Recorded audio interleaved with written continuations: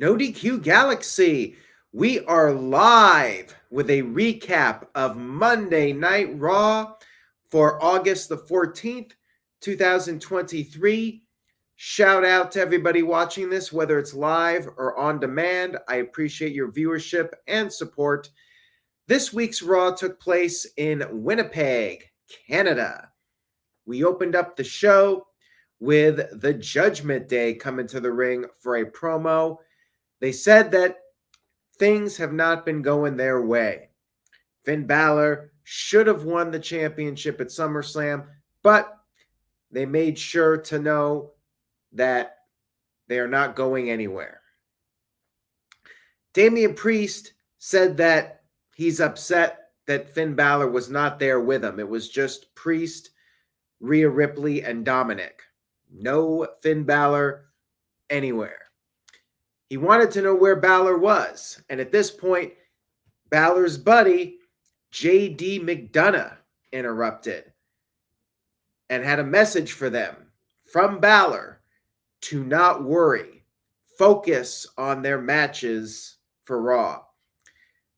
Rhea responded by saying that they do not take orders from people that are not in Judgment Day. Dominic tried to talk a little bit. He got booed, of course, and he told McDonough to let them handle their own business. Rhea said that they have a message for JD to give to Balor, and that's that they need to talk. Sami Zayn then arrived. He ran down and brawled with McDonough. Judgment Day just stood there. They did not help JD at all. And then JD fought back. We had a commercial break. And when we came back, we had our first match of the evening, which was JD McDonough versus Sami Zayn. Now, of course, last week Zayn had his elbow injured, but it was a real injury, and they made it a storyline. Zayn was wrestling here. He's okay. He's good enough to wrestle, but he was selling the elbow. His arm basically not really usable during the match. JD, of course, targeted the elbow, and they fought on the outside. McDonough came off the barricade, dropped a knee on the elbow of Sami Zayn, and then later Zayn did start to make a comeback. He was still selling the elbow. JD then applied a crossface submission. Zayn did manage to get to the ropes, and Zayn regained the upper hand. And at this point, we had Finn Balor running down. JD tried to take advantage, rolling up Zayn. Zayn kicked out, and JD went for a moonsault, but Zayn got his legs up. Balor got on the apron, but he was knocked off, and then Zayn hit the haluva kick and scored the 1-2-3 victory. Interesting finish here for sure. JD loses to a guy that only had one good working arm, and there was outside interference. Zayn still picked up the win. JD doesn't get a big win here. Does he need it? I guess that remains to be seen. Match was pretty solid, though. And then backstage, we had Adam Pearce with Chelsea Green, who is one half of the tag team champions. Now, Sonya Deville is injured, and Adam Pearce in this segment backstage was seemingly on the verge of stripping Chelsea Green of the tag team titles. But she said she had an idea. She was going to call her lawyer, and then Pearce was willing to hear her out. She said that she wants to hold auditions for her next tag team partner to defend her titles. We had Kaden Carter and Katana Chance showing up. They said once she has a partner, they want a title match. And then all of a sudden, Piper Niven showed up and she attacked Katana, took one of the titles, and just basically said she is Chelsea's new partner. I am fine with Piper being the new partner, but I had two issues. First issue was that I wanted to actually see this audition story play out for a few weeks, like actually have different women auditioning for Chelsea Green. I think they missed an opportunity here to have several weeks of some entertaining segments. And then the other thing is, I don't like Piper just taking the title. I would have preferred that Chelsea picked Piper and said, hey, I got a bodyguard. I got somebody who can be my partner, can watch my back. I would have rather had Chelsea select Piper than Piper just say, I'm the champion, end of story. So I felt it was a little lazy, and I did think they could have done more with this. TJS sent in a $5 super chat. Thank you for that, Tyler. Much appreciated. Says, overflowing roster, yet same guys rearranged every week. Raw needs a shakeup. JD overexposed, ads kill live matches, and Canada will give you dire AIDS. Wow. Bit of a harsh comment there, TJS. But to be fair, the crowd in Winnipeg was far from the best. Not a very good crowd this week at all. We had Cody Rhodes backstage talking about his main event match with Finn Balor. We also had an Imperium video, and then Imperium came to the ring for a promo. Gunther said he understands why Winnipeg is the armpit of Canada. Didn't even get a lot of boos. He addressed Chad Gable, who won the four-way match last week, and he said that he's impressed with Gable. However, he achieved more in a year than Gable has in his entire career. Shush, please. Chad Gable came out there, brought up how 2 weeks ago he lasted 5 minutes. We forget conveniently that he lost a match that took place afterwards, but yeah, we'll just pretend that didn't happen. And he said that now Gunther is on the clock because Gunther is close to setting a record. And there's just one thing standing in his way. A guy that has been looking for an opportunity for the past 10 years, not LA Knight, but Chad Gable. Ludwig Kaiser had enough of this. He ripped into the Alpha Academy. He said they're a sinking ship, and he's reaching his hand out to Maxine. They're continuing this little potential romance with them. And he said that will she take his hand, or will she let the 360-pound anchor that is Otis bring them down? She slapped him. She was not happy with this, but we know how these stories tend to go. I mean, I would not be surprised if we see Maxine turn against Alpha Academy. This led to a match, Chad Gable versus Giovanni Vinci. Gable took the Bret Hart bump, basically going chest first into the corner, and then he got hit with a blow to the back of the neck. But then Gable got fired up. He was fighting back. Vinci regained control for a while, but then Gable made another comeback, hit the the German suplex, chaos theory, and got the 1-2-3 victory. No real surprise here. You're building up Gable for Gunther. And then after the match, Gunther got on the mic and called Otis the armpit of America and challenged him to a match right there on Monday Night Raw. Match was good, and Otis versus Gunther was also good.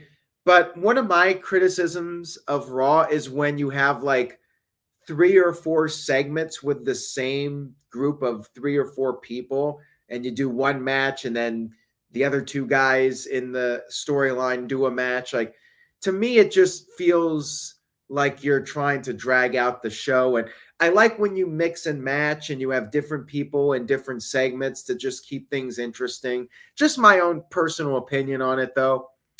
Otis and Gunther was a good match. Gunther did dominate a good part of it, but Otis got in some offense, and they traded clotheslines. Otis hit a fallaway slam. He attempted the caterpillar, but Gunther countered with a big boot. And then, impressive move here by Gunther. He managed to powerbomb Otis and score the 1-2-3 victory. Like I said, solid stuff here. And then backstage, we had Judgment Day.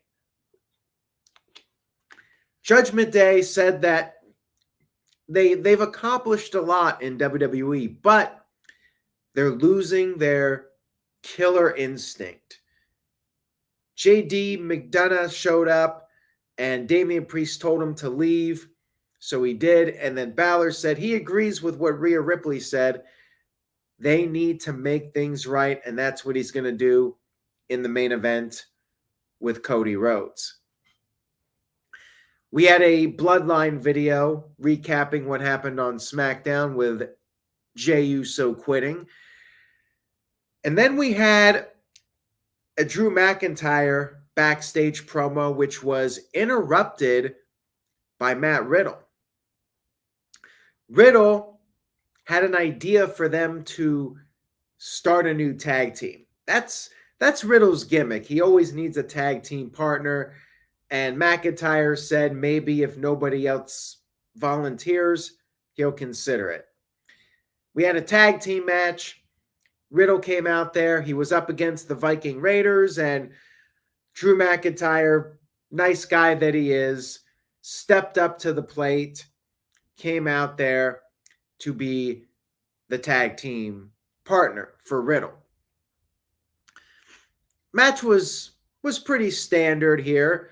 Michael Cole had a funny line, I guess. I mean, funny because it's a PG show. He said that maybe their tag team can be called the Scottish Highlanders. Get it? So anyways, yeah, like I said, standard tag match where they worked over Riddle. McIntyre got a hot tag, and then Riddle came back in, but was double teamed by the Raiders. He was able to kick out. McIntyre tagged in again. Claymore got the win, pinning Eric. It was decent. I mean, nothing too special, but guess they're doing this storyline with Riddle and McIntyre. I want to see McIntyre versus Rollins for the title with McIntyre as a heel, but McIntyre in an interview said he's not really down with a heel turn unless it's the absolute right story. And I think he likes being the hero to the kids and doing the Make-A-Wish stuff. But man, like McIntyre and Riddle, I want to see McIntyre as a monster heel challenging Rollins, quite frankly. I think it's time for Rollins to move away from Judgment Day. I think that storyline has played itself out now.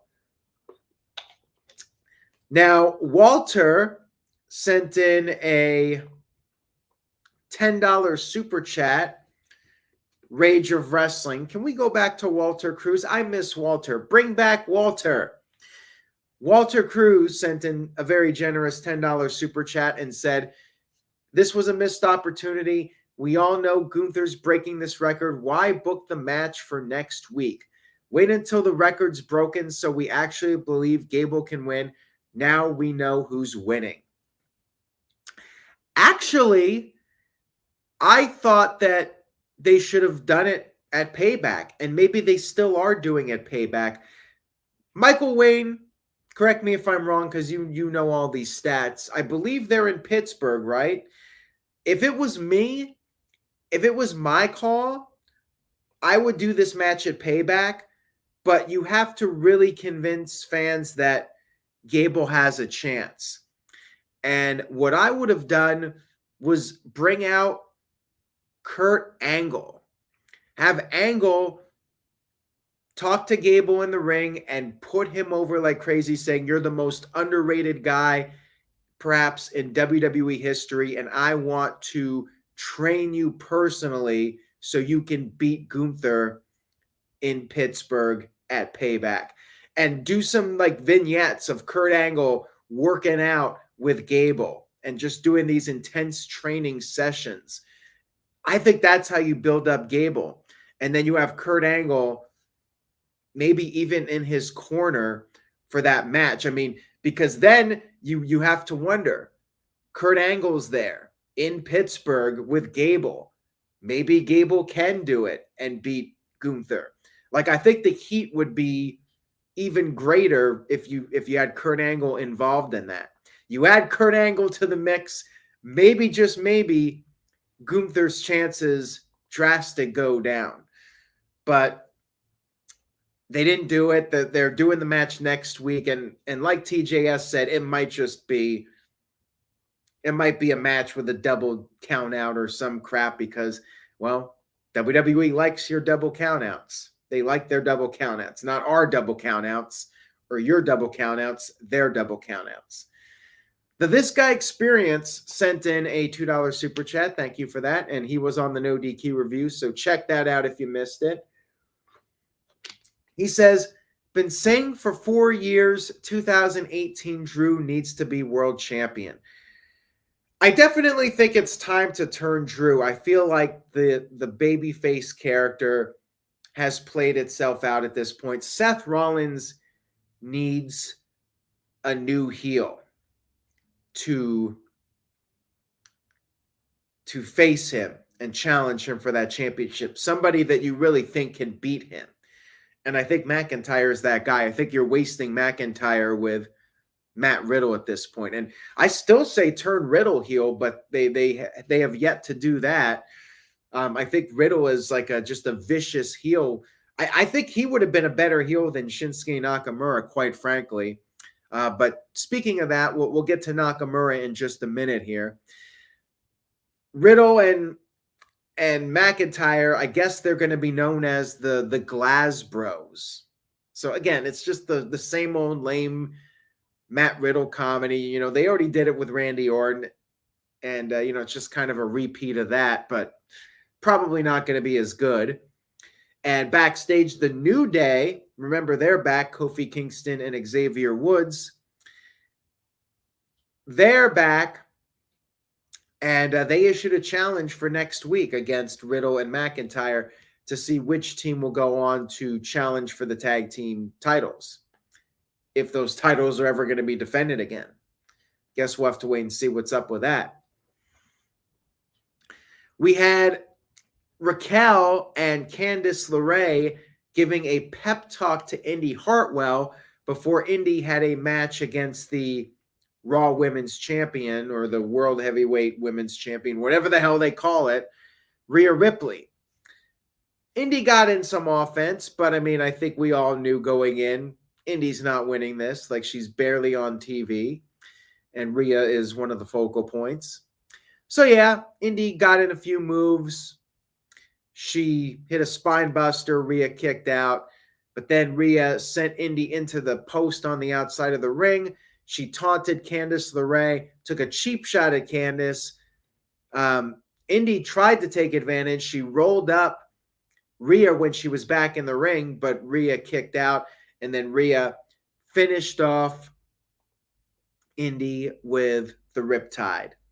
And after the match, Indy Hartwell and Candice LeRae double teamed Rhea before Dominic got in the ring, and then they left. So weird. So they basically acted like heels, taking down Rhea Ripley and then running away. Don't really care too much about this storyline. As far as Raquel goes, I mean, you would think that they would set this up for Payback, but nothing yet. I mean, probably next week we're going to see Candice do the job to Rhea Ripley, and then maybe they announce Raquel versus Rhea. I mean, that's what I said last week. I said as soon as Indy and Candice showed up, like they're basically bodies to put over Rhea until Raquel gets the title match. But shouldn't Raquel be winning some matches to build her up as a challenger? I mean, what do I know? We had Shinsuke Nakamura interviewed by Michael Cole. Michael Cole, of course, asked the question, why? Why did Shin attack Rollins?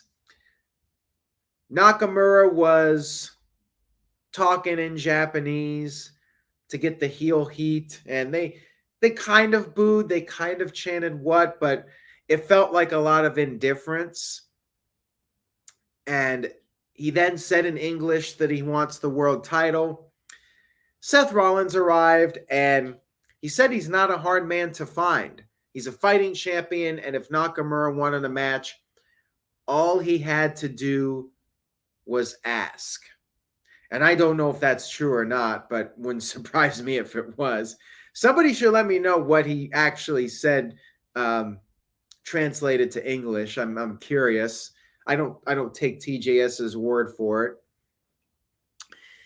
We had Rollins saying that he's looking to get even, and if the ambush was a challenge, consider the challenge accepted. Rollins wanted a handshake. Shin can name the time and the place for the match. Nakamura did shake his hand and then whispered something to him. Rollins was all upset, very concerned look on his face, and then Nakamura took a cheap shot, another Kinshasa to Seth Rollins. Nakamura's a filler opponent. Him as a heel, like I would have preferred Riddle as a heel or McIntyre as a heel.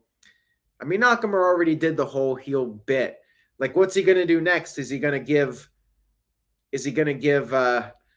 Seth Rollins a low blow or something? Just wondering. What are they going to do with him? We had Miz interviewed backstage about LA Knight. I guess they're feuding even though they're on separate brands, because Miz said that he's going to beat somebody next week that is better than anybody LA Knight has ever beaten. And Miz even teased that he will go over to SmackDown. So I guess this feud is continuing. We had the highly anticipated Becky Lynch versus Trish Stratus, with Zoey Stark banned from ringside. Oh, and by the way, I did forget to mention, yes, Matt Riddle did quote Jim Carrey from Dumb and Dumber when he said, "So you're telling me there's a chance," when McIntyre said maybe he would consider it. And of course, McIntyre did accept it. So there you go. And there's a train outside. Not A Train, just, well, A Train, but not Matt Bloom. So anyways, this match was not too good, in my opinion. First of all, Becky Lynch had a t-shirt with a lemon on it.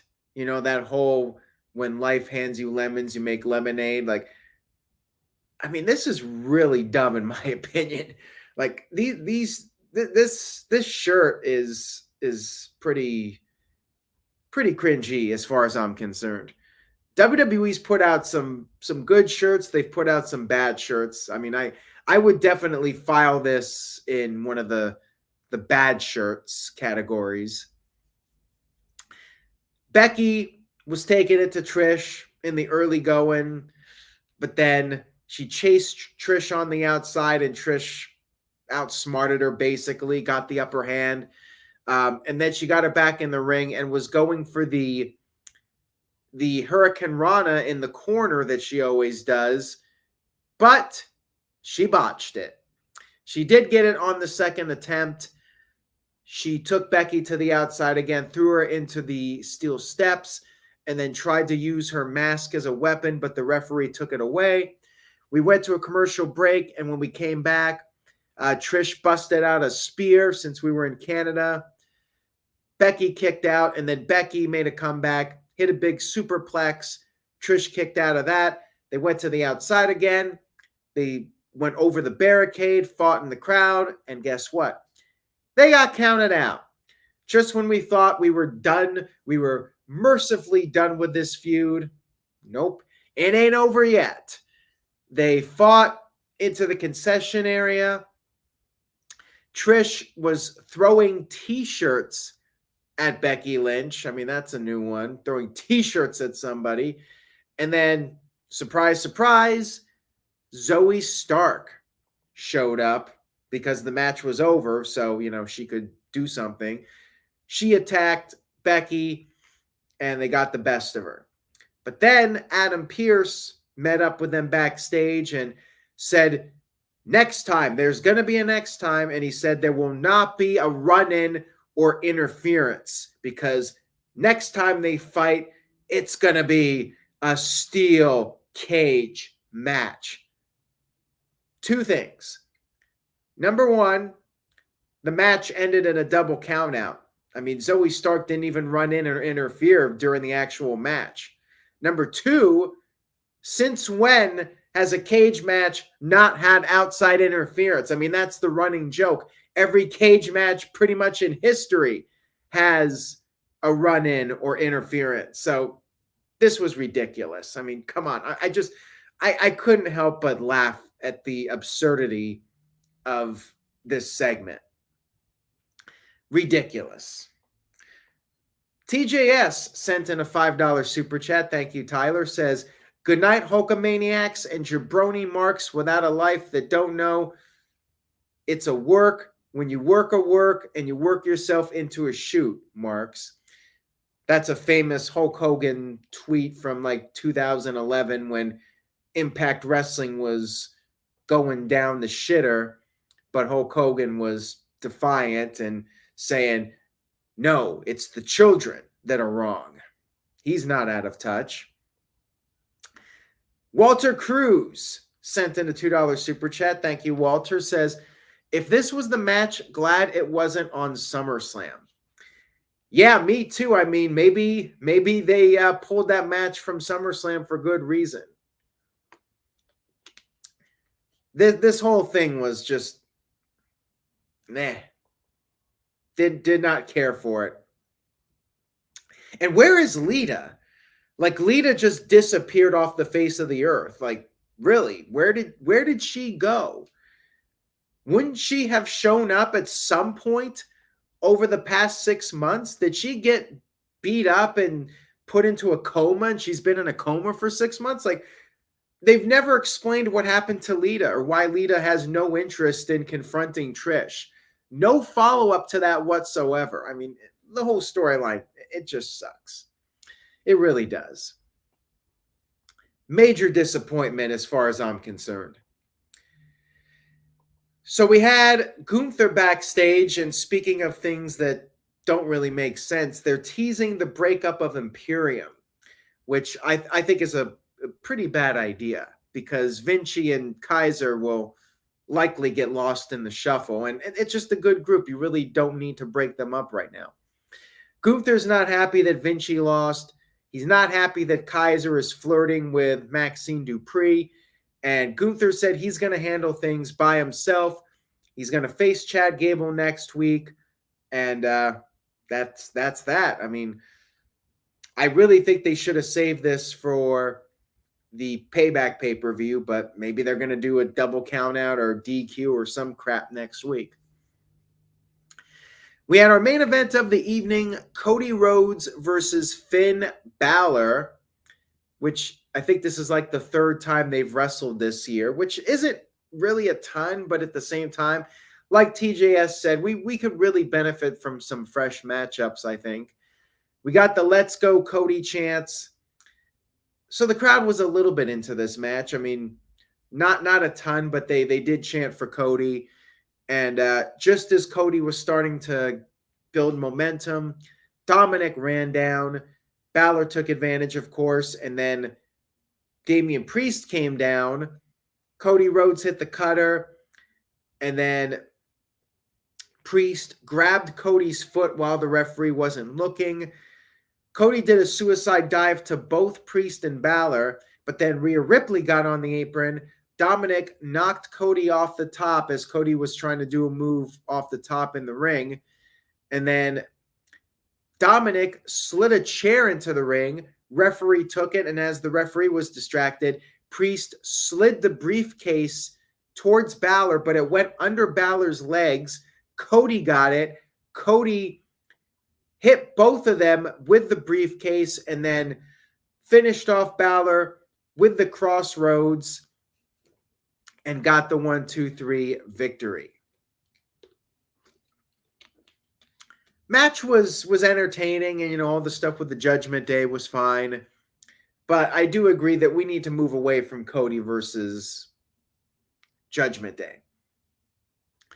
After the match was over, and Seth Rollins versus Judgment Day for that matter, Judgment Day needs some new blood to feud with. So after the match was over, the beatdown continued on Cody.